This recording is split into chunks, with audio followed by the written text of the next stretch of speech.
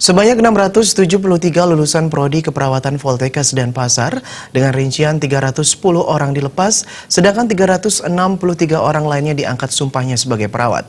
Mereka berasal dari jurusan D3 dan D4 keperawatan, kelas karyawan angkatan pertama, kelas RPL angkatan kedua, dan D4 angkatan ketiga. Semua lulusan yang dilepas dan diangkat sumpah sebagai perawat telah siap memenuhi pasar kerja perawat di dalam maupun di luar negeri. Direktur Poltekkes Denpasar Anagung Ngurah Kusumajaya mengatakan, dari total 673 lulusan terdapat lulusan sarjana terapan keperawatan yang bisa langsung melanjutkan ke jenjang pendidikan prodi nurse.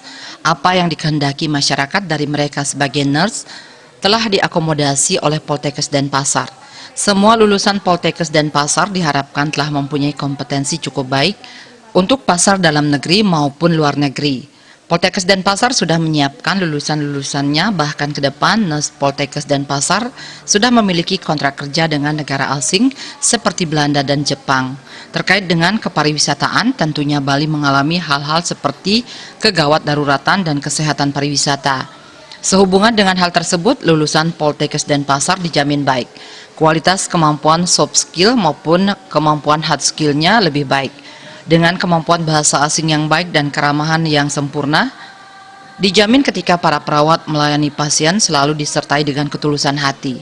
Mengenai pengambilan sumpah, Anagung Ngurah Kusumajaya mengatakan ketika seorang perawat telah menyelesaikan studinya dan ingin mendapatkan STR, surat tanah registrasi sebagai nurse, diperlukan pengangkatan sumpah oleh organisasi profesi keperawatan PPNI.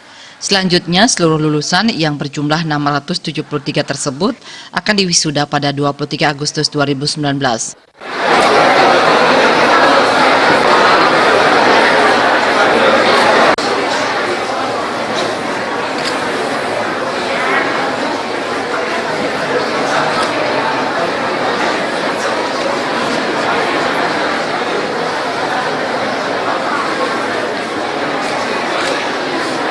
Kebutuhan tenaga keperawatan ke depan ya, ini tidak hanya untuk kebutuhan rumah sakit, tetapi masyarakat itu bisa mencari tenaga perawat untuk dalam hal bagaimana usaha-usaha pencegahan penyakit ya dengan keperawatan komplementer. Artinya sebagai contoh, orang diabetes daripada berobat ke rumah sakit dan semacam, tetapi dengan model keperawatan komplementer ya, akupresur dan segala macam, ini akan sangat membantu mereka ya, mungkin lebih murah biayanya, tentunya juga bisa lebih sehat ya, dengan upaya-upaya yang lebih tidak secara medis memang diperlukan, tetapi tentunya secara tradisional ini sangat membantu sekali upaya kesehatan tersebut.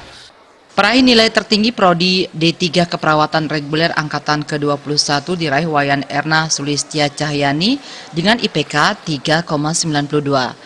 Dari kelas karyawan angkatan pertama diraih oleh Iketut Astina dengan IPK 3,9. Dalam kelas RPL angkatan kedua peringkat 1 dengan IPK 3,56 diraih oleh Ninyoman Sugi Bayeni.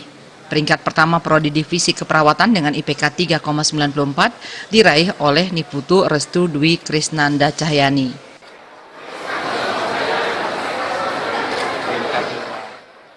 Gung Krisna, Bali TV.